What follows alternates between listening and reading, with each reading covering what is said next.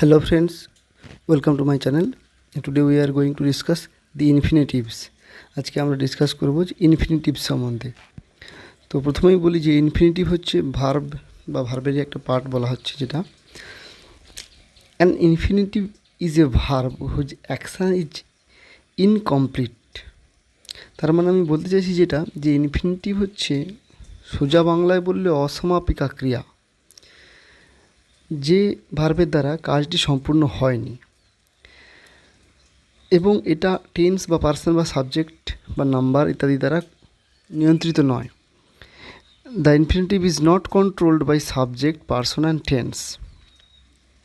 It is also called non finite verb.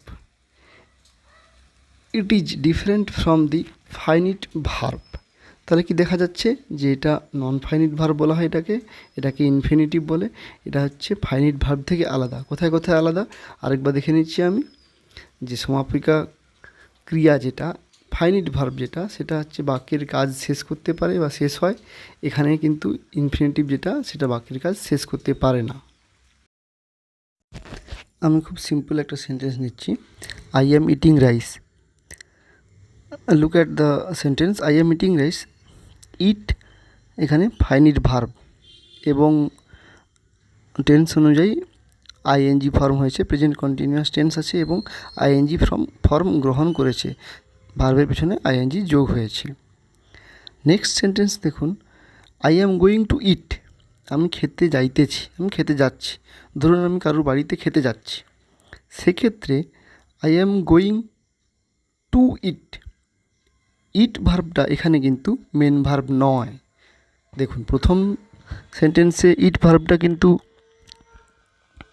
Finite verb, এখানে কিন্তু এটা ফাইনিট ভার্ব নয়, এটা ইনফিনিটিভ। কারণ কি, এখানে খাওয়া কাজটা এখনও কমপ্লিট হয়নি বা এই ভার্বটা তার কাজটা শেষ করতে পারেনি, সেন্সটা কমপ্লিট করতে পারছিনি। আমি খেতে যাইতেছি, মানে গোয়িং যদি না থাকতো তাহলে আমি খেতে এরকম একটা হয়ে থেকে যেত। সেই জন্য এখানে টু ইটটা ইনফিনিটিভ, মেন ভার্ব নয়, এবং এর দেখুন কোনো পরিবর্তন হয়নি, ইটটা ইট রূপেই আছে।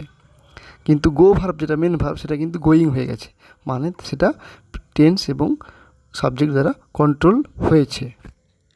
এই ব্যাপারগুলো আমাদেরকে মাথায় রাখতে হবে যে ইনফিনিটিভ যেটা সেটাও ভার্ব, সেটা কিন্তু কন্ট্রোল হবে না টেন্স বা সাবজেক্ট বা নাম্বার বা পার্সন দ্বারা। আর ইনফিনিটিভ মেন ভার্বটা কিন্তু কন্ট্রোল হবে। তার মানে কি, মেন ভার্ব ছিল যেটা গোয়িং হয়ে গেছে প্রেজেন্ট কন্টিনিউয়াস ফর্মে, সেটা গো প্লাস আইএনজি ফর্ম নিয়েছে, কিন্তু ইনফিনিটিভ কোনো রকম চেঞ্জ হবে না, অরিজিনাল মূল রূপে বসবে। Next, infinitives are generally formed by pressing to before the verb. There are two types of the infinitives. One, noun infinitive. Next, qualifying infinitive. তো এই দু ধরনের ইনফিনিটিভ আমরা দেখতে পাবো। এইবারে নাউন ইনফিনিটিভ এবং কোয়ালিফাইং ইনফিনিটিভ নিয়ে আলোচনা করব। নাউন ইনফিনিটিভ এবারে আমরা এর ব্যবহারগুলো দেখে নেব। এটা 5 রকম আছে।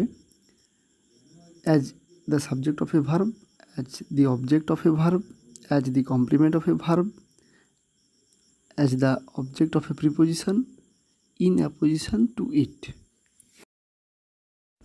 Now look at the first sentence. প্রথম সেন্টেন্সটার দিকে আমরা দেখছি যে সাবজেক্ট অফ এ ভার্ব এই ক্যাটাগরিতে two find fault is easy. এই সেন্টেন্সটা আমি দেখতে পাচ্ছি যে সাবজেক্ট অফ এ ভার্ব তাহলে কী করে হচ্ছে। তো সেন্টেন্সটার দিকে আমি তাকিয়ে দেখছি এখানে ভার্ব হচ্ছে ভার্ব হচ্ছে ইজ। ভার্ব হচ্ছে কি, ইজ। এইটা হচ্ছে main verb. To find fault এই কথাটাই হচ্ছে সাবজেক্ট। তো এই সাবজেক্টটা কার না, এই যে ইজ ভার্বটার সাবজেক্ট। সেই জন্য এটাকে এইভাবে আমরা বলছি যে সাবজেক্ট অফ এ ভার্ব হিসাবে ব্যবহার করা হচ্ছে। এটা একটা ক্যাটেগরি। নেক্সট যেটা 2 নম্বরে লিখেছি, object of a verb. The players want to play.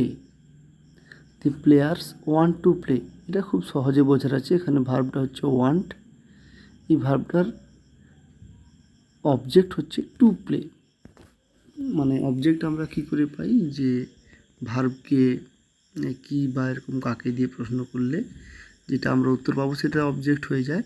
তাহলে the players want to play, এই সেন্টেন্সে প্লেয়ার্স কী করতে চায়, খেলতে চায়। এই খেলতে চায় বাংলায় খেলতে বলতে এরকম থাকলে, খেতে এরকম থাকলে আমরা এটাকে ইনফিনিটিভ ধরবো।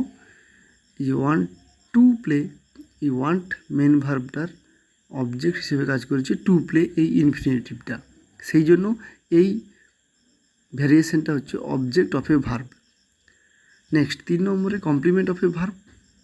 The shop is too late, complement মানে পরিপূরক, মানে ওটা আর একটা ভার্বের মতন কাজ করবে, যেটা আমরা দেখছি যে ভার্বের কমপ্লিমেন্ট বা পরিপূরক হিসেবে কাজ করছে। দ্য শপ ইজ, ইজটা verb, to let, to let মানে দোকানটা ভাড়া দেওয়ার জন্য, যেরকম দোকান ঘর ভাড়া দেওয়ার জন্য অ্যাডভার্টাইজ দেওয়া থাকে আমরা দেখি। এই টু লেট এটা হচ্ছে এই ইজ ভার্বটা একটা পরিপূরক হিসাবে ব্যবহার করা হচ্ছে, যাতে করে এই সেন্টেন্সটা একটা ক্লিয়ার সেন্স পাচ্ছে। Next object of a preposition. The match is about to start, in this sentence about the word is preposition. তো the match is about what, মানে ম্যাচটা কি, এরকম একটা প্রশ্ন করি যদি আমি, the match is about what, about to start. এই প্রিপোজিশনের একটা অবজেক্টের মতো কাজ করছে এই টু স্টার্ট এই ইনফিনিটিভটা, সেই জন্য একে বলা হচ্ছে যে object of a preposition. Next in apposition to it, in actually এটা ভ্যারিয়েশনটা হচ্ছে in opposition to a noun or it. তো এখানে একটু বোঝার আছে, এই অ্যাপোজিশন কথাটার মানে যেটা কোনো নাউনের পাশে কমা দিয়ে আমরা ব্যবহার করে থাকি আর একটা কিছু, যেটা তাকে সেকেন্ডবার আইডেন্টিফাই করতে সাহায্য করে। যেরকম কি রাম একটা কমা দিলাম, the first boy of the class stood or scored highest marks in the class, অথবা in the examination, Ram comma the first boy of the class. তো এইগুলোকে আমরা এই ধরনের জিনিসগুলোকে অ্যাপোজিশন বলি। এই অ্যাপোজিশনটা কি একটা নাউন বা প্রোনাউনের এখানে আইডেন্টিটিটাকে ক্লিয়ার করে। ইট এই কথাটাই হচ্ছে টু স্টিল, ইট এই কথাটাই হচ্ছে টু স্টিল, এই কথাটার আইডেন্টিটিটাকে ক্লিয়ার করে দিচ্ছে এই টু স্টিল এই ইনফিনিটিভটা, সেই জন্য it is wrong to steal in apposition to it. নাউনের ক্ষেত্রে এরকম হয়, তো এটা নিয়ে এমন কিছু করার ভাবার দরকার নেই। এইটাকে এই জন্য বলা হচ্ছে ইন অ্যাপোজিশন টু ইট, মানে এখানে এর আইডেন্টিটিটাকে ক্লিয়ার করে দিচ্ছে। Next qualifying infinitive. Qualifying infinitive 4টা মতো জায়গা আছে সেখানে ব্যবহার করা হয়, যে 4 রকমের। To qualify a noun, to qualify an adjective, to qualify a sentence, to modify a verb. তো প্রথমটা আমি দেখছি to qualify a noun, Ram has no book to read. To read এইটা হচ্ছে ইনফিনিটিভ, এটা কোয়ালিফাই করছে বুক এই নাউনটাকে। Next to qualify an adjective, Dhoni is fit to play now. Fit এই কথাটা অ্যাডজেক্টিভ, কীরকম ফিট সেটাকে আবার কোয়ালিফাই করছে, প্লে নাও খেলতে পারবে, খেলতে পারার মতো ফিট। এই যে ফিট কথাটা নিজে অ্যাডজেক্টিভ, একে আবার কোয়ালিফাই করছে টু প্লে খেলতে পারার মতো, এই জন্য এইটা হচ্ছে কোয়ালিফাই অ্যান অ্যাডজেক্টিভ। 3 নম্বরে টু কোয়ালিফাই এ সেন্টেন্স, একটা পুরো সেন্টেন্সকে কোয়ালিফাই করবে,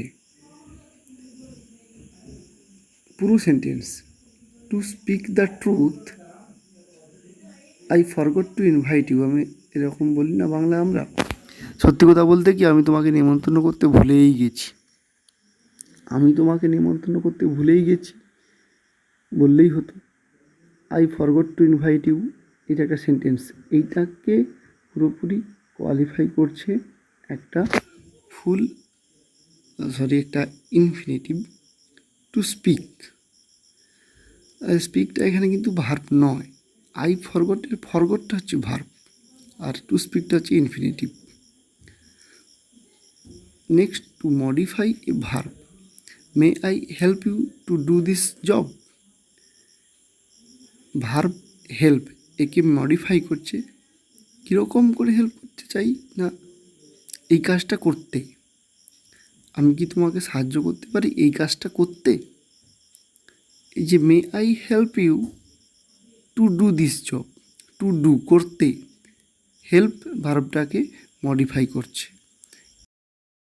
এখন আমরা দেখে নেব যে এই যে ইনফিনিটিভের আগে যে টু বসে, এই টুটা কিছু কিছু জায়গায় বসে না, অমিশান আছে। তো সেই জায়গাগুলো দু একটা আমরা দেখে নেব। যেরকম মেন ভার্ব যদি can, dare, let, make, need etcetera থাকে, তাহলে সেগুলোর উপর সাধারণত টু বসে না। তো he can run very fast, এখানে কোথাও টু নেই, রানের আগে বসা উচিত ছিল। You let her come in, to come in হতে পারতো কিন্তু বসেনি। They need not go there, need not to go there, কিন্তু ওগুলো গ্রামাটিক্যালি রং হবে, সেজন্য টু বসেনি। তো এইসব ক্ষেত্রে অমিশন হয়। ডেয়ার দিয়ে I dare not to do it, to না হয়ে I dare not do it হবে। কিন্তু অ্যাফার্মেটিভের ক্ষেত্রে অনেক সময় he dare to defy me বা I dare to oppose him এরকম হয়ে থাকে। To is also not used with the verbs denoting some perception, এক্ষেত্রে দেখা, শোনা, জানা, লক্ষ্য করা ইত্যাদি ভার্বের ক্ষেত্রে টুটা উজ্জ্ব থাকে, টুটা হয় না। একটা এক্সাম্পল দিচ্ছি, I heard her sing, to sing হবে না, আমি শুনলাম তাকে গান করতে। I feel you touch me, to হবে না। লেট দিয়ে সেন্টেন্স শুরু হলেও ইনফিনিটিভে টু বসে না। Let me do it, let him come here, এই জাতীয় বাক্যে যেগুলোতে সাধারণত লেট দিয়ে শুরু, এগুলোতে কিন্তু ইনফিনিটিভে টু বসে না, টুটা উজ্জ্ব থাকে। বাংলাতে যেতে, খেতে, করতে ইত্যাদি তে অন্ত অসমাপিকা ক্রিয়াপদের জন্য ইংরেজিতে ইনফিনিটিভের ব্যবহার করা হয়ে থাকে। একটা এক্সাম্পল দিচ্ছি, I am going to eat, আমি খেতে যাচ্ছি, টু ইট এখানে ইনফিনিটিভ হয়েছে। He is too weak to walk, to walk সে এতই দুর্বল যে হাঁটতে পারে না, একটা বিখ্যাত উদাহরণ এটা। He is too weak to walk, to walk কথাটা ইনফিনিটিভ। মেন ভার্ব হচ্ছে ইজ,